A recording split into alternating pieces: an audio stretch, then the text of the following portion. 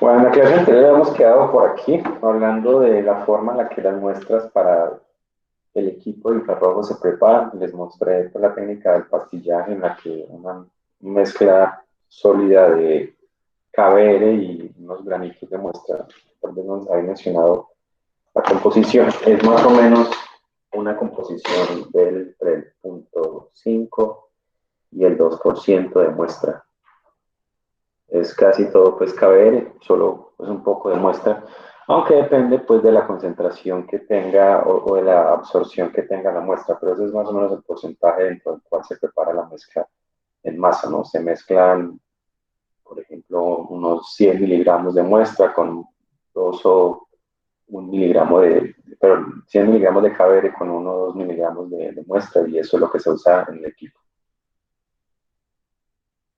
Para sólidos que no son solubles en los solventes convencionales que se utilizan en espectroscopía infrarroja, también se pueden utilizar suspensiones en las que la muestra se disuelve con solventes que forman una suspensión, no una solución realmente, sino pues no son solubles, pero sí se dispersan suficientemente para que pueda ser considerada homogénea. Los solventes más usados para eso son este Nujol y el fluorolut, que son solventes que son transparentes en un gran rango del espectro infrarrojo, pero pues igual también se puede correr un blanco solamente con el solvente para descartar las bandas de absorción que son debidas a estos dos solventes. Lo que se forma es una pasta o una emulsión que se pone en una celda de las desmontables, como les había mostrado, y se colocan unas gotas de esa suspensión para generar bandas de absorción que dan más o menos entre un 15 y 75% de absorción. Entonces, esta es otra técnica que se utiliza para preparar las muestras y colocarlas en el portaceldas del instrumento. Cuando se hace un análisis es necesario que las bandas de absorción del instrumento estén calibradas. Para tal efecto, en espectroscopía infrarroja se utiliza unas láminas de poliestireno que incluso las suministra el fabricante. Son unas tarjeticas más o menos como una tarjeta de crédito o algo así, más o menos de ese tamaño, y en el centro contiene una película de poliestireno. Entonces, esta película de poliestireno, que está aquí en toda la mitad de la tarjeta, se coloca en el instrumento y se toma el espectro infrarrojo. La idea pues de hacer esto es que se compara el espectro que está dando el equipo con el espectro teórico que debe dar el poliestireno. Y para eso entonces se usan unas bandas características. La banda más característica del poliestireno es esta que está aquí señalada a 1601 centímetros a la menos 1. Entonces, cuando se obtiene el espectro de esta lámina patrón, se compara con este y se verifica que la banda de absorción característica del poliestireno esté dando 1601 o alrededor de 1600, pues con un error de menos del 0,5%, algo como eso. Entonces, esto sirve para verificar si el instrumento está funcionando bien. Si cuando yo tomo un espectro, los valores de las bandas de absorción están adecuados o están en la posición correcta, porque recuerden que cuando se hace análisis cualitativo lo que se hace es comparar el espectro que se obtiene en un instrumento con los espectros que están en bibliotecas o con espectros que alguien más tomó en otro instrumento, ¿sí? Como los que les mostré del MIST, esos pues ahí están las características y las condiciones en las que se tomó. Entonces es necesario que el instrumento sea reproducible y que lo que en otro instrumento se obtuvo, pues se obtenga en el instrumento que estamos usando. Por eso pues las laminitas de poliestireno son muy útiles porque eso me permite verificar que el estado metrológico del instrumento es el adecuado para que yo posteriormente pueda comparar los espectros que obtenga con espectros de la bibliografía, para hacer identificación de mis muestras. Entonces, esta es una forma de hacerlo, ¿no? Tomando esa laminita que provee el fabricante junto con el instrumento para hacer la calibración. Ya pues hablamos del análisis cualitativo. El proceso para llegar a identificar una sustancia es un proceso que esencialmente requiere de experiencia y de conocer las zonas del espectro donde aparecen las bandas características de los grupos funcionales. Pero en general el proceso pues consta de dos pasos, ¿no? El primero es identificar los grupos funcionales en la zona que está aquí a la izquierda de esta línea punteada. Aquí es donde se encuentran los grupos funcionales. Recuerden que podemos ver, como en el ejemplo que se observa aquí en esta figura, las interacciones entre los átomos de acuerdo al grupo funcional. Entonces, aquí en este sitio, para compuestos como alcanos, encontraremos los movimientos característicos de vibración, de tensión y flexión de los enlaces CH. Pues cualquier compuesto con grupos CH, pues tendrá bandas características acá. Y pues aquí también recuerdan que, por ejemplo, las bandas del carbono-oxígeno o del oxígeno-hidrógeno de tensión también se encuentran en este lado. Después de que se han identificado los posibles grupos funcionales acá, se va a la zona que se conoce como la huella dactilar, que es la que está a la derecha, más o menos desde 1300 a 1200 centímetros a la menos uno hacia la derecha, ¿no? Recuerden pues que la escala aquí está invertida. A la izquierda están los números grandes del número de onda y pues disminuye hacia la derecha, ¿no? La relación está en que si el número de onda disminuye acá es porque la frecuencia está también disminuyendo, entonces por eso es la representación de esta forma. En la zona de la huella dactilar se encontrarán características mucho más particulares del compuesto que se está analizando. Por eso pues, se le conoce como la región de la huella dactilar. Aunque aquí muchos compuestos pueden ser a la izquierda, similares, en la zona de la huella dactilar se presentarán picos o bandas de absorción características de un compuesto. Estos pues son los que más se utilizan para hacer una identificación inequívoca del compuesto que se está analizando. Es posible utilizar para la comparación tablas como esta, ya les había mostrado anteriormente alguna, en la que se establece qué tipos de enlaces en qué tipos de compuestos se presentan y el intervalo de frecuencias donde se pueden encontrar esas frecuencias o esos picos de absorción. Por ejemplo, para un alquino, alrededor de 3300 es donde se encuentra esa interacción o esos movimientos vibracionales del triple enlace. Además, esta tabla, por ejemplo, proporciona información de la forma o de qué tan fuerte o débil es esa banda de absorción. Recuerden que yo puedo representar el espectro ya sea en porcentaje de transmitancia, que es la forma más común, o en porcentaje o en absorbancia, que también se puede utilizar. Sobre todo cuando se va a hacer análisis cuantitativos, pues es mucho más útil representar la absorbancia que la transmitancia, ¿no? Y así pues están tablas como estas que permiten hacer como una estimación de qué tipos de compuestos o grupos funcionales se encuentran en una muestra que se está analizando.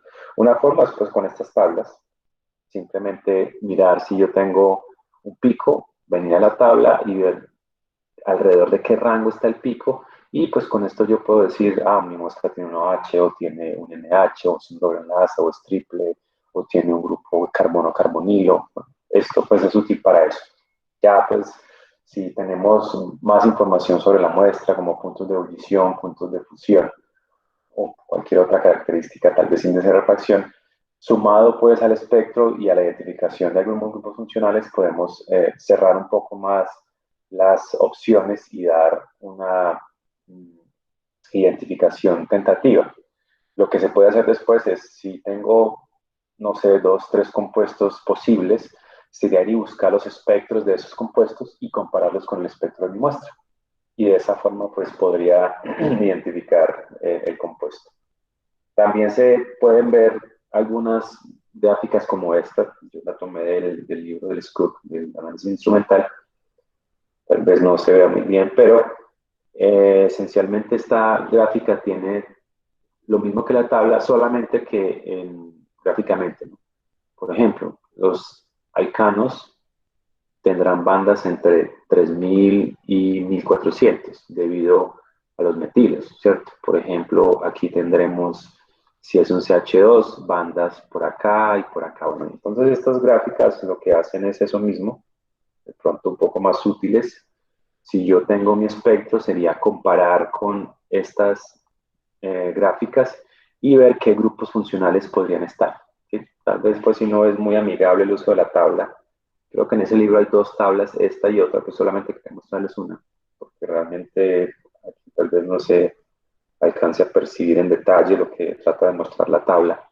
Por ejemplo, alcoholes, tendremos por acá algunas bandas, por acá otros, ¿sí? Y dependiendo, por ejemplo, si es un alcohol primario, entonces tendremos bandas por acá, ¿sí? O si es secundario, serán un poco más corridas, o si tiene un OH aromático, tendremos unas bandas por acá. Entonces, es la posición relativa de esos picos la que nos daría la identificación. Este es digamos, la aplicación que ustedes más conocen, creo, de la espectroscopía infrarroja. Es el análisis de compuestos para determinar su identidad. Y pues básicamente se puede hacer manualmente comparación o los instrumentos también cuentan con bibliotecas de espectros en las que cuando se tiene un espectro comparan con esa biblioteca interna y les muestran una lista de posibles compuestos dentro de esa biblioteca particular que tiene. Esta sería pues una forma rápida de hacerlo. Les voy a mostrar ahora las aplicaciones del análisis cuantitativo que se pueden hacer en la espectroscopía de infrarrojo. Aunque pues es más usada para el análisis y cualitativo, también se puede usar para análisis cuantitativo. Sin embargo, pues hay algunas limitaciones que tiene la espectroscopía de infrarrojo.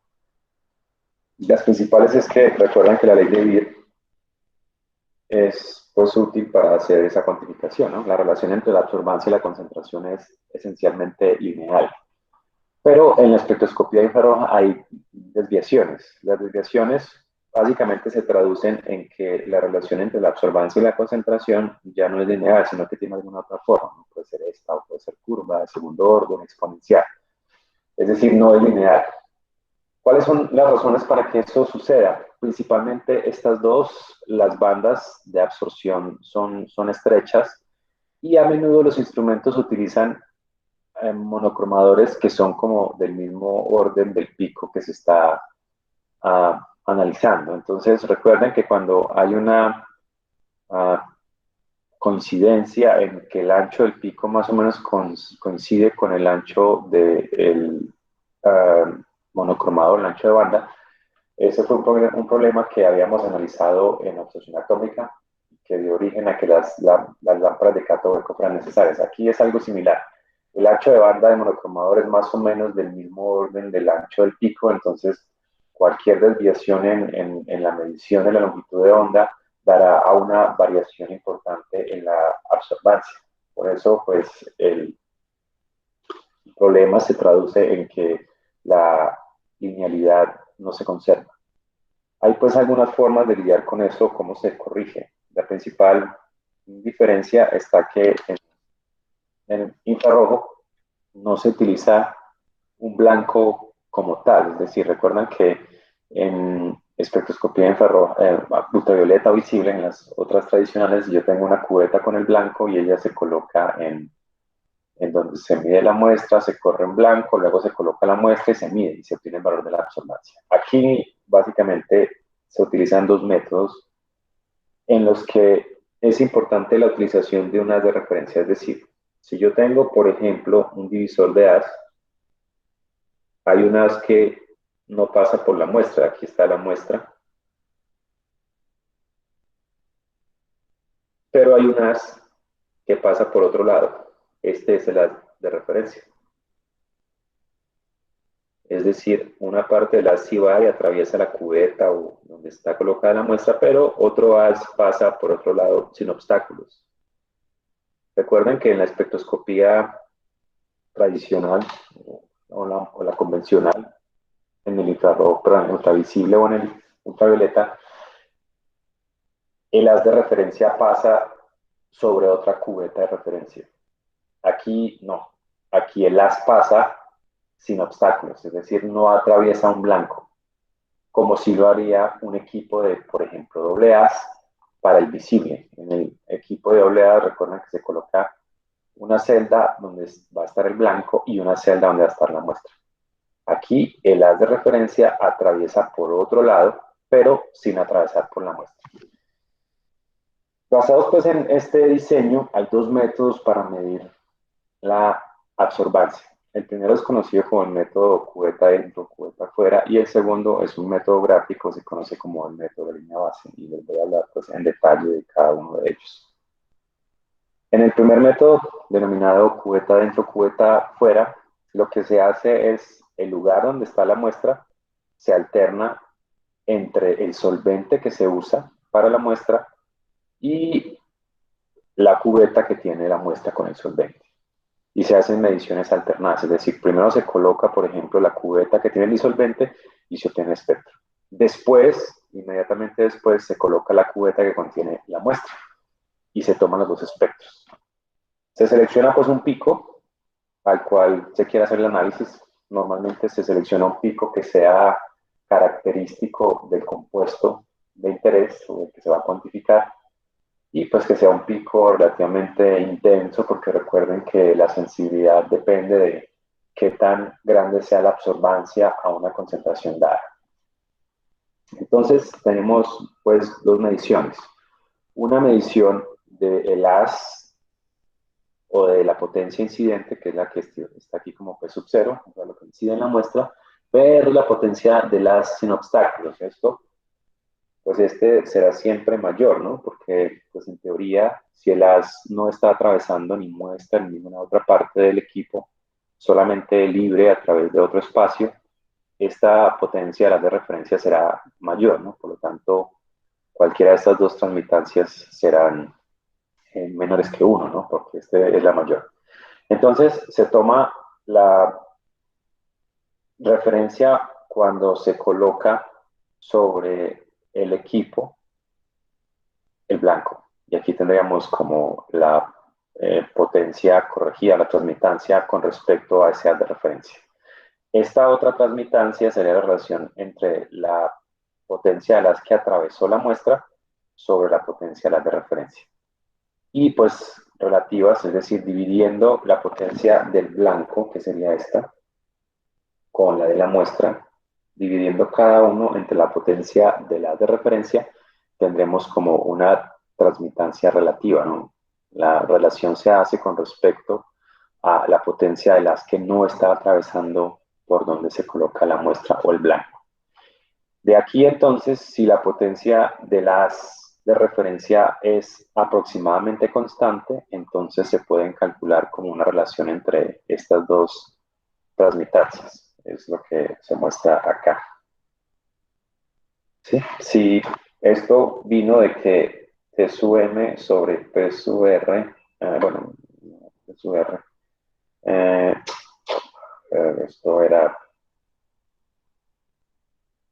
la potencia del haz que atraviesa la muestra sobre la potencia del haz del blanco sobre la potencia de las de referencia. Entonces, lo que dice es que si esto es constante, al dividirlas, pues vamos a tener esto, ¿no? Es una relación de las potencias de las que atraviesa la muestra sobre la potencia del blanco. Esto entonces corrige esas desviaciones que podrían darse porque hay diferencias en la medida del blanco de la muestra.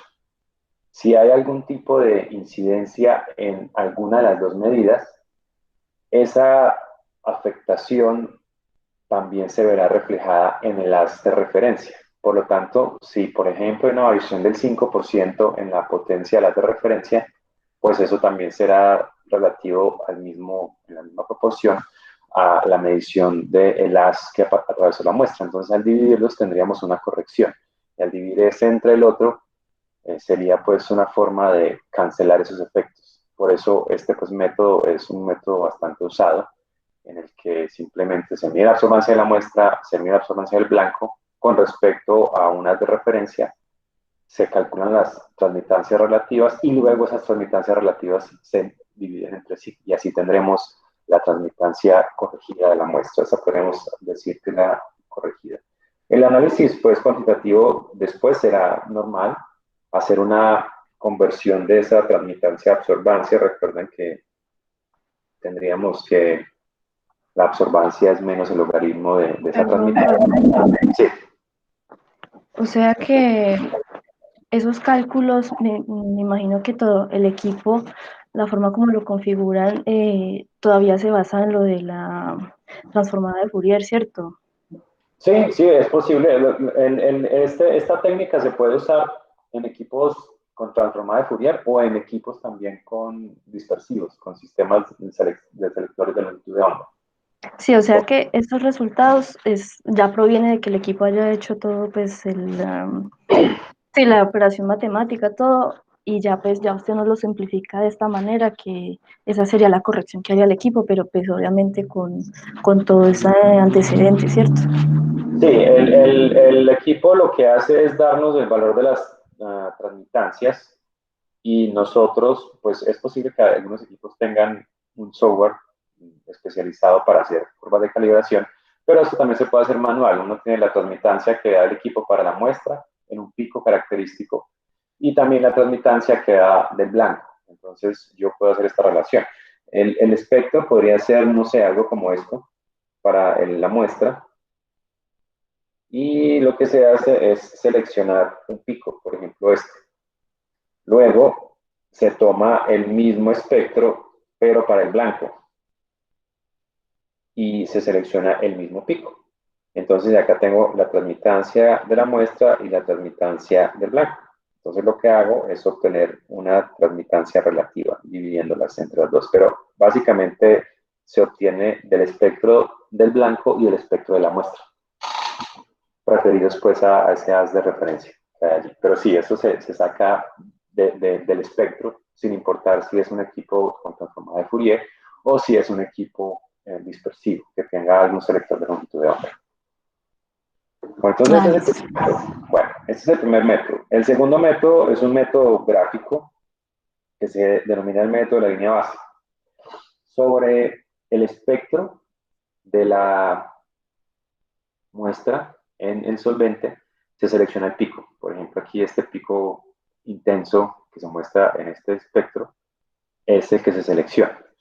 Lo que se hace es, ya sea trazar dos puntos como en la línea base del pico. Recuerden que la línea base pues son aspectos que analizamos de las gráficas en cromatografía. Aquí tiene exactamente el mismo significado. Recuerden que en transmitancia, cuando no hay muestra, debería ser esto plano, ¿no? Pero pues recuerden que en ocasiones la señal no regresa al mismo punto, por ejemplo, como en este pico. El pico no es simétrico, al menos en los dos lados en línea base. Entonces, se pueden seleccionar dos puntos a cada lado, los puntos más bajos a cada lado del pico, y trazar una línea recta entre ellos. Esa es una técnica. La otra es tomar el punto más bajo y trazar una línea paralela al eje horizontal, como es esta que está allí, ¿no? Pues, voy a dividir un poquito por encima para que se vea. Con cualquiera de las dos formas, se selecciona el punto del pico y se traza una línea perpendicular a esas líneas que se han trazado. Y de esa forma se halla el punto de referencia para medir T sub 0, que es la transmitancia de la línea base. Y luego, desde el pico hacia el punto cero, se lee o se mide la transmitancia de la muestra. Entonces, esto es de la línea base y esta es de la muestra. Y luego lo que se hace es dividir la transmitancia esa de la línea base sobre la transmitancia de la muestra, ¿sí? Para obtener la absorbancia. Recuerden que lo que se hace realmente es la transmitancia de la muestra sobre la transmitancia del blanco, ¿no? Pero recuerden que la absorbancia es menos logaritmo de eso, ¿no? Entonces, si observan acá, están invertidos porque el símbolo se invirtió también, ¿no? Por el signo menos, ¿no? Recuerden que menos logaritmo de algo es cambiar el signo, pero si esto es un cociente, lo que se hacen es invertirlo. Entonces, por eso aquí aparece el de la muestra en el denominador y el del blanco en el numerador. Que si estuviese con el menos, que es equivalente, pues la relación es al revés, ¿no? Recuerden que menos logaritmo de algo es como a la menos uno, ¿no? Entonces se voltea. Pero particularmente es eso, ¿no? Se determina la línea base, ya sea con una línea entre un punto antes y un punto después del pico, o trazando una línea paralela al punto más bajo del pico. Cuando se determine desde el pico hasta la línea base, perpendicular pues aquí a esa línea, se traza el punto para medir la transmitancia de referencia o del blanco en este caso, es decir, desde ahí abajo hasta acá sería como la transmitancia del solvente. Y luego desde el pico hasta acá, la transmitancia de la muestra, ¿no? Y aquí entonces lo que se hace es un cociente entre esas dos. Y de esa forma se determina la absorbancia. Si vamos a hacer una curva de calibración, lo que habría que hacer sería preparar varios patrones, medirles esto de esta misma forma, el mismo pico, el mismo método de medición y determinar las absorbancias. Y luego pues hacer la gráfica de la absorbancia en función de la concentración. Y para la muestra igual, se toma la muestra, se saca el espectro, se selecciona el pico, se mide la línea base, se hace la medición de estas dos transmitancias y se obtiene la absorbancia. Y pues luego, como hemos hecho cuando se hace un ajuste por mínimos cuadrados, es tomar esa absorbancia en la ecuación de la línea ajustada y despejar la concentración. Ese sería pues el método para corregir el efecto de que la línea entre la absorbancia y la concentración no sea una recta, sino que tenga alguna otra forma. Esto pues haría que fuera el comportamiento un poco más ajustado a la ley de Will. Sí. De pronto el pico en algunos casos no se presente. ¿El pico qué? Ese pico en Sí. algunos casos no se presente o qué. O siempre se tiene que presentar para yo poder hacer eso. Si yo necesito hacer un análisis cuantitativo, lo que yo debo hacer primero es tomar el espectro, por ejemplo, de un patrón y ver si hay algún pico característico de ese patrón y seleccionar ese pico para hacer todas las medidas. Lo mismo que se hace en espectroscopía en el visible. Recuerdan que se obtiene un espectro de la sustancia de interés y se toma un pico de ellos como un pico para el cual vamos a hacer todas las mediciones de absorbancia. Aquí es exactamente igual. Lo que pasa es que el pico pues debe ser un pico de mayor absorbancia, o en este caso de la transmitancia más pequeña, ¿no? La transmitancia está pues en una escala inversa. Entonces sí, hay que identificar que el compuesto tenga un pico característico. Y pues idealmente que tenga una altura significativa, ¿no? Es decir, que tenga una absorbancia importante o una transmitancia baja, ¿no? Recuerden que la transmitancia se mide desde acá hacia arriba, ¿no? La absorbancia sería como esto. Pero sí, hay que encontrar un pico específico en la muestra o en los patrones, ¿no? Pues la forma más fácil sería preparar un patrón. Si yo quiero cuantificar, no sé, un componente orgánico, propanol en una mezcla de solventes, pues tomo mi muestra de propanol, un estándar, saco el espectro y miro cuál pico es el que voy a seleccionar para análisis. Luego corro mi muestra y pues si la muestra tiene propanol, debería tener ese pico también, ¿no? Normalmente se selecciona un pico que sea de una intensidad grande, pero que también sea casi que característico de ese compuesto. Porque si la muestra tiene otros alcoholes, por ejemplo, seguramente el pico de alrededor de 3.000 centímetros a menos uno no me serviría en general para cuantificar el propanol, porque otros alcoholes van a tener esa misma banda de absorción. Entonces hay que encontrar un pico característico del compuesto. Ah, ya, profe, muchas gracias. Bueno, aquí les voy a mostrar un análisis de ejemplo. En este análisis se trataba de determinar la cantidad de cada uno de 4 hidrocarburos. Todos son isómeros de fórmula C8H10, que se trata del orto-meta-paracileno, esos tres, y el etilbenceno. Esos 4 compuestos tienen la misma fórmula molecular, C8H10, pero pues como ustedes se imaginan, tienen diferencias en la estructura. A ver, miremos, el xileno es un compuesto aromático.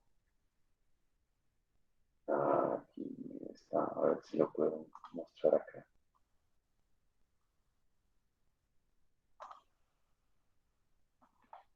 Aquí están, ¿sí? Está el orto, o sea, es un compuesto aromático con dos metiles, ¿cierto? O sea, es dimetilbenceno, ¿no? Ya sea en posición orto, o en posición meta, o en posición para, ¿no? Entonces, esos son estos tres primeros, orto, meta y parasileno, ¿sí?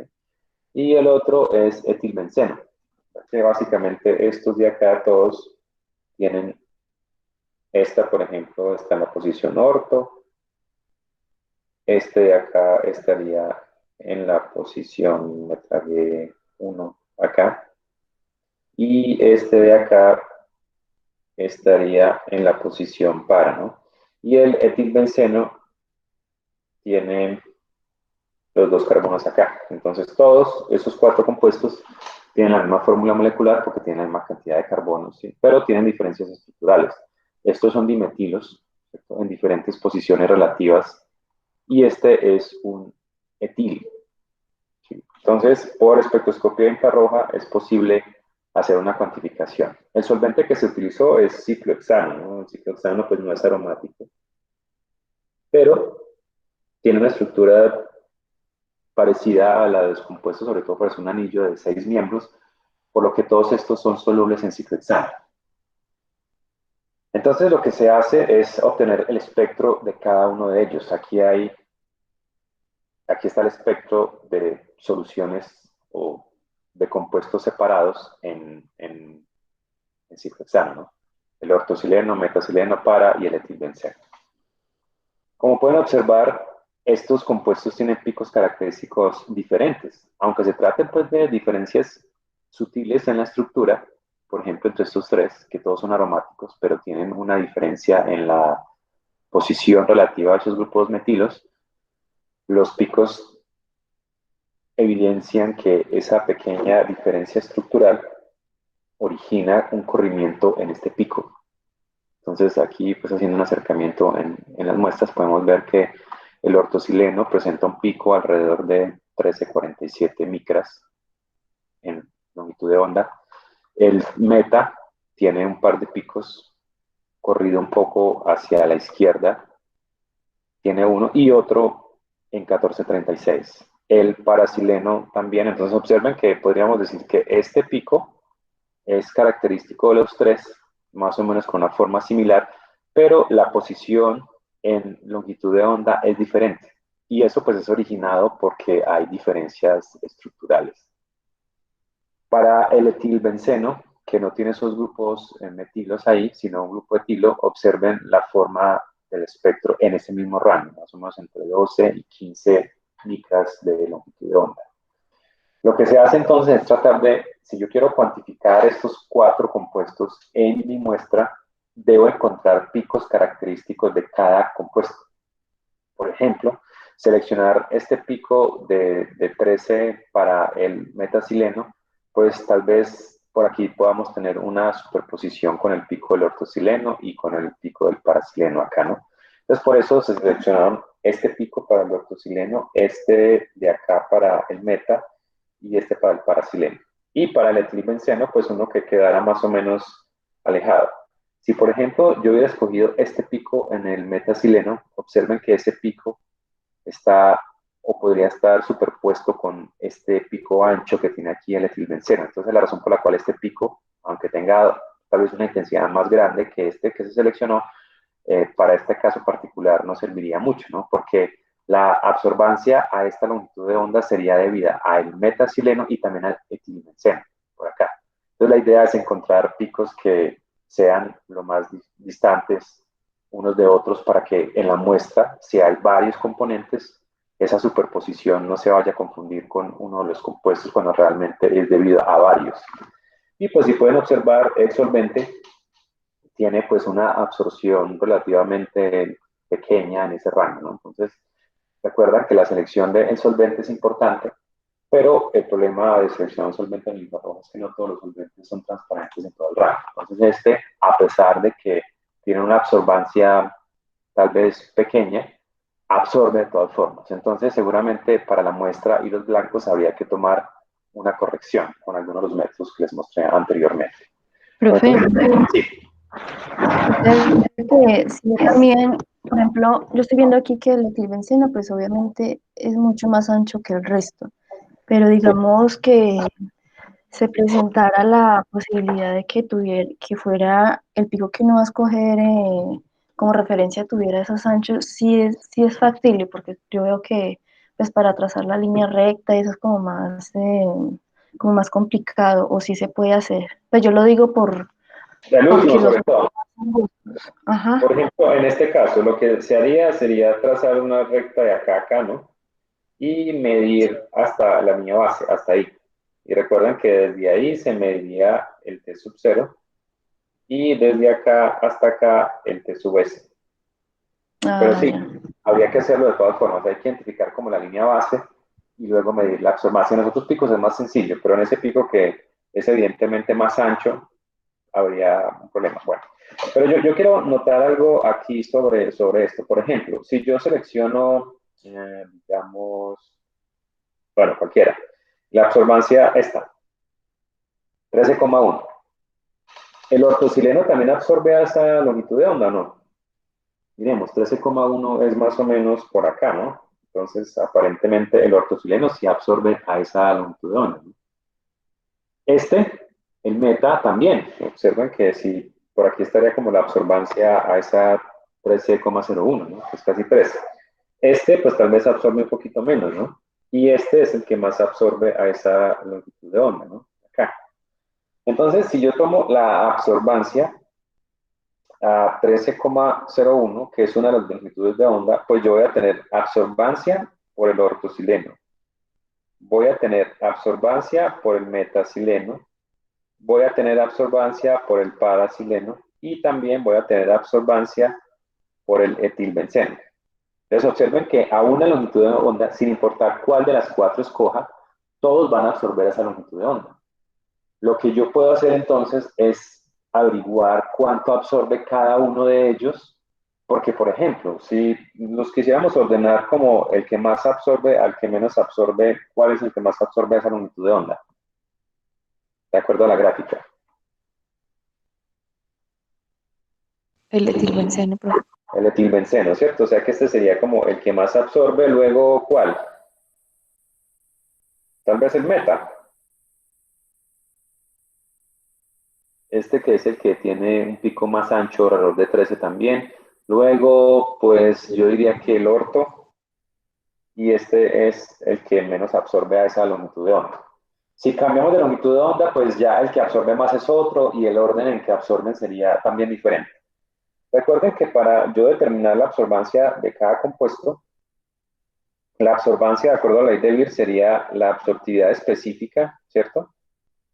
A una longitud de onda determinada por B y por la concentración.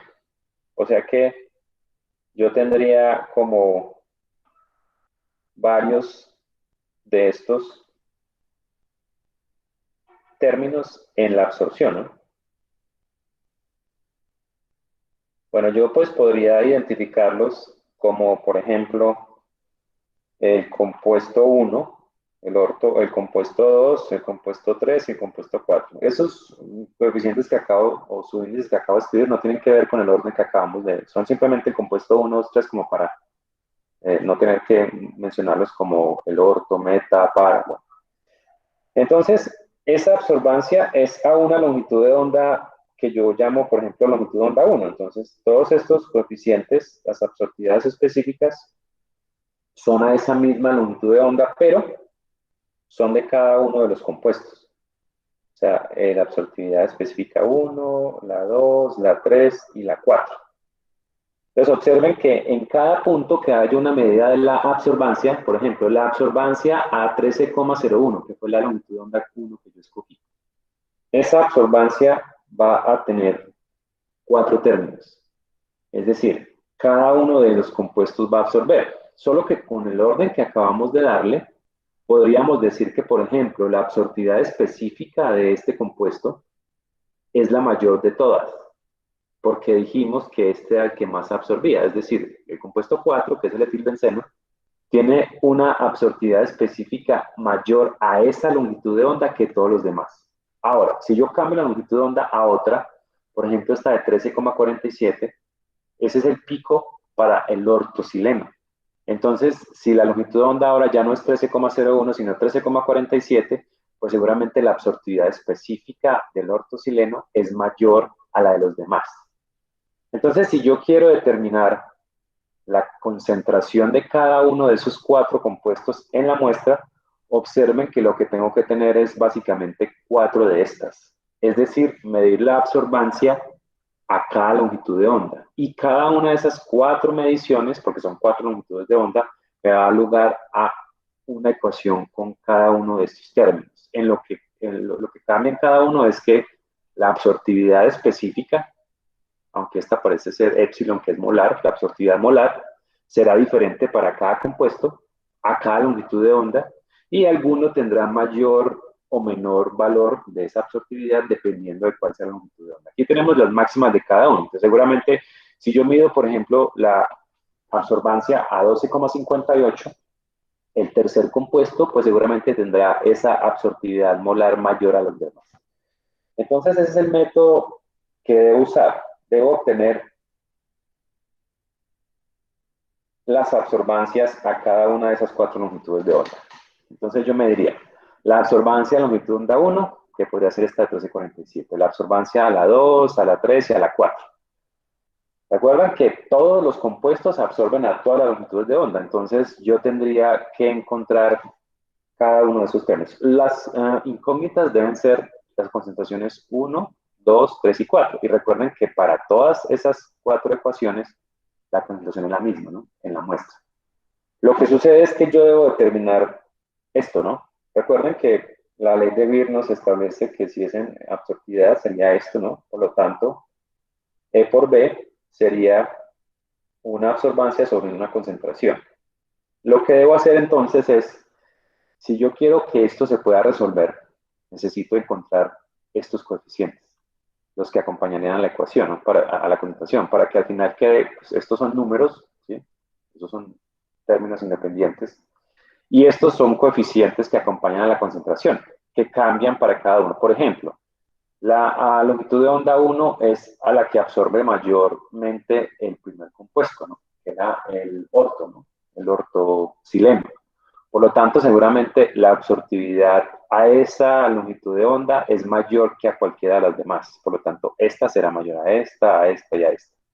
Si estoy midiendo la longitud de onda 2, que es la máxima para el compuesto 2, entonces para el compuesto 2 esta absortividad será mayor a las demás y así pues sucesivamente con esa longitud de onda.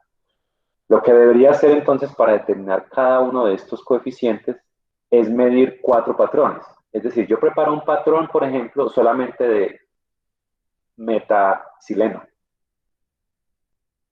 Y luego voy y mido ese patrón a cada una de las 4 longitudes de onda. Entonces, como yo sé la concentración, porque si es un patrón, yo lo preparé, simplemente divido la absorbancia a cada una de las longitudes de onda por la concentración. Y de esa forma tengo este valor, este valor, este valor y este para el metasileno. Luego preparo un patrón de ortosileno y voy y lo mido, o mido su absorbancia a cada una de las 4 longitudes de onda. Y al dividir eso por la concentración del patrón, yo tendría esto, esto, esto y esto. Y así procedería. Es decir, yo necesito medir 4 patrones individuales, es decir, un patrón que tenga únicamente ortosileno y mido la absorbancia a una longitud de onda, a la otra, hasta que complete las 4. Y de ahí puedo calcular todos los elementos de esta columna, ¿no? Luego preparo otro patrón y hago lo mismo. A esas mismas 4 longitudes de onda mido la absorbancia, divido por la concentración y obtengo todos estos. Y de esa forma obtengo los coeficientes. Es decir, a partir de mediciones de patrones de concentración conocida, a esas 4 longitudes de onda voy a obtener toda la serie de estos coeficientes.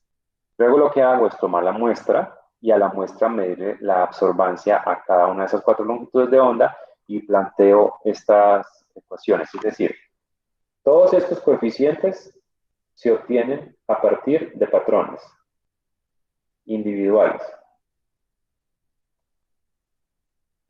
Y luego estas absorbancias son las absorbancias de la muestra. Y cuando ya tenga toda esa información, pues el siguiente paso es reemplazarlo en esta ecuación, tener un sistema de 4 ecuaciones, cuyas 4 incógnitas son las concentraciones individuales. Digamos que ese es un caso extremo en el que estoy analizando una misma muestra que tiene 4 componentes diferentes, pero pues si fueran solamente más sencillo, sí. Fue lo último que alcancé a entender bien. Listo, la absortividad molar se determina para cada compuesto a diferente longitud de onda, eso lo entendí. Sí. Usted, listo, patrones individuales, pero entonces, ¿cómo así? O sea que la absorbancia ya sería la de la muestra de interés, la igual a uno a eso. Sí, es decir, estas absorbancias que hay acá son las Sí. absorbancias obtenidas al medir la muestra a cada una de las 4 longitudes de onda. Bueno. Estas de acá todas son absorbancias de la misma solución, que es la muestra problema, pero medida a cada una de las 4 longitudes de onda. Porque Ya como, recuerden que estas concentraciones de la 1 a la 4 son las concentraciones de los analitos en la muestra. eso sí, ya. ¿Sí? Entonces el siguiente paso es resolver la ecuación. Aquí está pues descrito cómo se hace el proceso. Las absortividades específicas de cada componente, ¿cierto? A cada longitud de onda se pueden obtener a partir de las soluciones estándar individuales, midiendo la absorbancia a cada longitud de onda. Es decir, a partir de esto yo tengo que absortividad específica del compuesto 1 a la longitud de onda 1, de ese mismo compuesto a la longitud de onda 2, de ese mismo compuesto a la longitud de onda 3 y del mismo compuesto a la 4. Esta serie, por ejemplo, es de un solo patrón que se midió a 4 longitudes de onda. Luego, ¿qué haría? Preparo otro patrón del otro compuesto y mido su absortividad específica a cada una de las 3 longitudes de onda. Bueno, estos 2 y longitud de onda. Ya. Esto de un patrón, esto de otro patrón, y así hasta que complete todos los coeficientes de acá. Es decir, todo esto de absortividad por B, por ejemplo, estas son de un solo patrón. Estas de acá. Voy a cortar esto para ponerle colorcitos que tal vez sea más claro. Por ejemplo, yo preparo otro patrón y de ese otro patrón mido estas 4 cosas. Luego preparo otro patrón y de ese patrón mido estas 4 cosas. Y finalmente, otro patrón, el patrón número 4, me permitirá calcular estas. Entonces, si observan todo lo que hay en recuadritos, ya se convertían en números. Luego tomo mi muestra y le mido la absorbancia y obtengo todas estas. ¿Sí? Tal vez también de otro color sería más útil. La muestra podríamos ponerla no rojo, bueno, sí, entonces se distingue negra. Entonces, estas absorbancias son de la muestra problema. Entonces, si observan, todo lo que hay en rectángulos ya son cosas conocidas, ya sea las absorbancias de la muestra a 4 longitudes de onda diferentes o las absortividades que fueron encontradas a partir de patrones individuales. Las únicas incógnitas serían las 4 concentraciones y es la misma incógnita en las 4 ecuaciones. Entonces, el siguiente paso sería resolver el sistema de ecuaciones. Ya pues el equipo seguramente tendrá un software que resuelva un sistema 4x4 o algo como eso. Y pues esto era lo que les iba a mostrar sobre las aplicaciones de la espectroscopía de infrarrojo. No sé qué preguntas les surjan hasta este punto. Profe, Sí. es que, a ver, al principio, listo, absortividad molar por B igual a A sobre C, Sí. pero usted acaba de decir que las concentraciones quedan como incógnitas. Sí. Entonces, ¿cómo determino E por B? A ver, esto es de un patrón y recuerden que en un patrón yo sé Sí. la concentración. O sea, estas concentraciones son concentraciones diferentes a estas. O sea, las concentraciones Mm, 1, 2, 3 y 4 son concentraciones de esos análitos en la muestra, yo no las conozco. Pero cuando yo preparo un patrón, yo conozco la concentración y yo mido la absorbancia. Es decir, que esto es de un solo patrón. O sea, yo aparte, o sea, no tiene nada que ver con estas absorbancias, aparte preparé un patrón de ortocileno, por ejemplo, de, no sé, 2 miligramos por litro. Entonces voy y mido su absorbancia o sus absorbancias, ¿no? A 4 longitudes de onda. La mido a 1347, 1301, 1258 y 1436. Pues con esas absorbancias yo las divido por la concentración de la que yo lo preparé. O sea, yo dije 2 miligramos por litro, entonces las absorbancias de la 1 a la 4 las divido por 2 miligramos por litro y obtengo el coeficiente o la absortividad, ¿cierto? Bueno, si es en molar, seguramente será en moles por litro, no lo que sea. Y lo mismo para los otros 3 patrones. Es decir, estas concentraciones de acá yo las conozco. Yo preparo los patrones, mido sus absorbancias, los divido por concentraciones y ahí obtengo esto, ¿no? La absortividad por B a cada longitud de onda. Ah, listo. ¿Qué más preguntas tienes sobre esto? Pues lo que hace el sistema es hallarme las concentraciones, pero ¿qué hay del analito? Pues ¿qué hay del isómero en la muestra, cierto? Sí, ¿qué hay de cada uno? O sea, por ejemplo, si uno es el orto, el 2 el meta, el 3 el para y el último el etilbenceno, entonces cada una de esas concentraciones es la concentración del ortocileno en la muestra, concentración del meta, el para y el etilbenceno en la muestra. Sí, esas concentraciones ya son en la muestra problema. Ah, ya, profe. Bueno, entonces, con esto creo que es el final. Esto era lo que les iba a contar este semestre con todas las dificultades que tuvimos, pero llegamos. Entonces, aquí pues fue un esfuerzo de todos. Y pues ya nos quedan algunas cositas pendientes todavía. La idea es que yo creo que entre hoy y mañana ya les publico la nota del examen del lunes, para que ustedes puedan tomar decisiones, ¿no? Porque pues, yo creo que no es tan crítico, ¿no? Pero pues ya hay algunos que están preocupados por el tema de las notas, ¿no? Recuerden que hasta el día de mañana, yo estoy diciendo todavía el viernes, hasta mañana es viernes, hasta el día de mañana tienen plazo para cancelar asignaturas, ¿no? Porque el requisito es que queden con un mínimo de 5 créditos.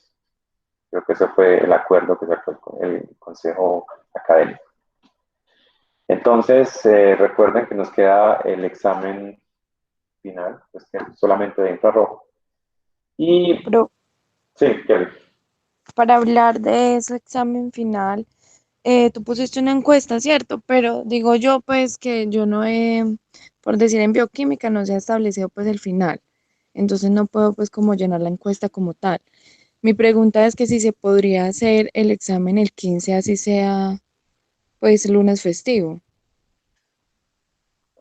Yo no había visto que el 15 era lunes festivo. El 15 es festivo de junio. Sí, ese es un problema. Sí, profe, es festivo. Bueno, entonces la encuesta de una vez, yo no sabía que el 15 era festivo. Incluso estaba pensando programar el examen de los dos grupos ese día, porque pues la idea es hacer un solo examen que sea como de selección múltiple o cosas que se puedan contestar directamente ahí, porque las notas hay que tenerlas listas para el viernes. Y si yo hago un examen como los que hemos hecho, en los que ustedes tienen que escribir, tomar fotos y eso implica que yo tenga que revisar una por una de esas cosas, ¿no? Hubo algunos problemas en el ejercicio, esos ya los califiqué, los dos últimos puntos del examen, que eran calcular unas diluciones y un ejercicio de una curva de calibración. Entonces, el último examen, que es el de infrarrojo, va a tener un ejercicio también cuantitativo. Si hago como una curva de calibración, una cosa como esas, porque para mí es muy importante que ustedes tengan eso muy claro de cómo se debe hacer para obtener una concentración a partir de unos datos de curva de calibración. Y eso es transversal para todas las técnicas analíticas que ustedes se puedan imaginar, ¿no? Todas las 3 técnicas que hemos analizado, cromatografía, absorción atómica a infrarrojo, como les estoy mostrando, requieren hacer una curva de calibración. Y normalmente cuando se va a llevar una muestra a una curva de calibración hay que hacer diluciones y hay que calcular a partir de esas diluciones la concentración original. Pues digamos que no hubo tantos problemas con ustedes, pero yo diría que un poco más de la mitad tuvo bien el último punto, pero hubo muchos que no. Entonces, creo que lo puedo hacer en este instante. Les voy a mandar las respuestas del punto del ejercicio. Creo que era el 5, ¿no? Creo que el punto 5 era el ejercicio de la curva de calibración. Yo... Sí, era el 5, ¿cierto? Sí, porque el 6 era el de la planeación. Sí, y bueno, en ese tuve unos problemas, pero no tantos. Pero sí, ya mismo les voy a devolver para que vean los puntajes y las respuestas correctas. Y pues mi sugerencia de los que tuvieron esa pregunta mala, incorrecta, que la revisen, ¿no? Y miren cómo se hacía. O sea, yo les voy a mandar, en lo que les voy a mandar, ustedes van a poder ver lo que contestaron y cuál era la opción correcta. Entonces, mi recomendación es que lo vuelvan a hacer y traten de llegar a la respuesta correcta para que vean qué problemas tuvieron. Ya les debe haber llegado, bueno, démosle 30 segundos para que llegue. Pero entonces el último, el examen va a tener un ejercicio también de esos. O sea, para mí es muy importante que ustedes aprovechemos esta semana y la que viene para que hagamos esa, como lleguemos a adquirir esa habilidad de calcular cosas a partir de la curva de calibración. Kelly, pues yo no tendría problema con hacer el examen ese día. Incluso pues si es festivo, pero yo no había considerado que era festivo, pero si es así, tendríamos que encontrar el día. La sugerencia es, bueno, si no saben todavía el examen de bioquímica, es que simplemente dejen como que tuvieran el examen en las horas que tienen bioquímica y pongan pues, el resto en blanco. Lo otro es que la encuesta está pidiendo en dónde tienen examen, no cuál es la disponibilidad. Y yo no sé por qué les es tan difícil seguir a veces instrucciones, pero algunos están llenando la encuesta como que tuvieran exámenes todos los días. Y les pregunto, me dicen, no, profe, es que yo puse los días que tengo libres. No, pongan dónde tienen examen. Los demás los dejan en blanco, que eso sería la forma de... Profe, Sí. es que dice que necesito permiso para ver lo que usted acaba de mandar. Dice que solo lo puede ver usted. Qué raro.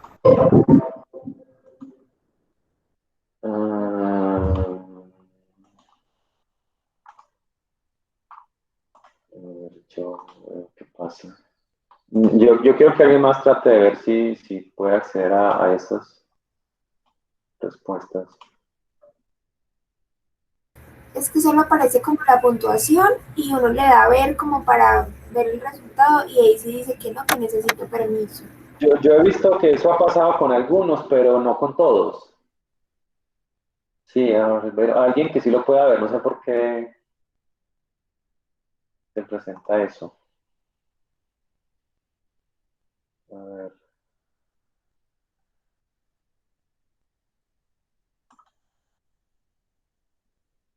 Y eso que el formulario está. Profe, pues a mí sí me deja verlo, pero digamos como que se repite la misma pregunta varias veces. Sí, lo que pasa es que habían varias versiones de la pregunta. Usted tiene que ir y buscar la que usted contestó.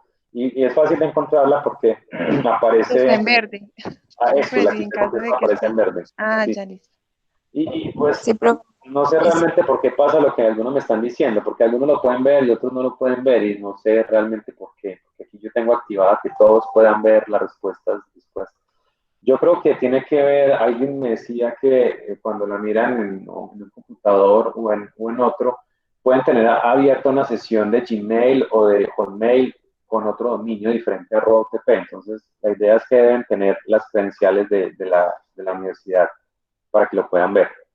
Si alguien no puede ver definitivamente eso, pues me escribe un correo y yo le tomo una foto al formulario que contestaron y se las envío. Pues a los que no puedan ver eso, entonces les pido que hagan eso. Entonces, de Tenía nuevo, que dar 551. ¿cómo Ingrid? No entendí bien. Tenía que dar 551. Sí, A mí en me el suena. caso de eso sí. Entonces, miren a ver qué faltó, una ilusión, no multiplicó por algún volumen, pero sí, esas son las respuestas. Listo. Los que no alcancen, no puedan ver porque les esté pidiendo permiso, pues traten de, no sé, cerrar sesiones de otras cosas y traten de, si aún así no pueden, entonces me escriben un correo, yo les envío el formulario a cada uno por correo. Entonces les pido que llenen la encuesta, pero con los espacios en los que sí tienen examen. Ya con eso yo puedo mirar en dónde podemos hacer el examen. Profe, en cuanto a eso, pues ya habíamos hablado nosotros, porque nos habíamos dado cuenta pues que el 15 era festivo y Sí. pues dijimos que todos que sí, que no había problema. Entonces no sé pues usted qué piensa, profe. Bueno, lo que pasa es que mi idea de la encuesta, porque yo no había contado con lo que el lunes era festivo, es que yo pudiera hacer un solo examen para los dos grupos. Entonces, pues con el otro grupo creo que me hago mañana y también les preguntaría eso. Si ellos no tienen problema de hacerlo el lunes festivo, pues lo haremos el lunes festivo todos. Pues es Mañana, que sería como lo ideal. sí, porque pues digamos que para que no se acumulen con otros exámenes y también a mí me da mucho más tiempo para calificarlo. Mañana, a la hora del otro grupo, que es de 8 a 9, vamos a tener una consulta sobre el informe. Entonces, los que se puedan conectar, yo ahora les comparto el enlace para esa reunión. Ay, sí, profe, gracias. Los que tengan preguntas sobre el informe y todo, mañana de 8 a 9, y si no, pues yo voy a publicar el video como lo he hecho para que todos puedan ver y tal vez puedan contestar las preguntas que tengan con lo que alguien más preguntó. Bueno, entonces quedamos en contacto y por favor les pido lo de la encuesta. Listo, profe, Listo, muchas profe. gracias. Listo, Hasta Muchas profe. luego. gracias por todo.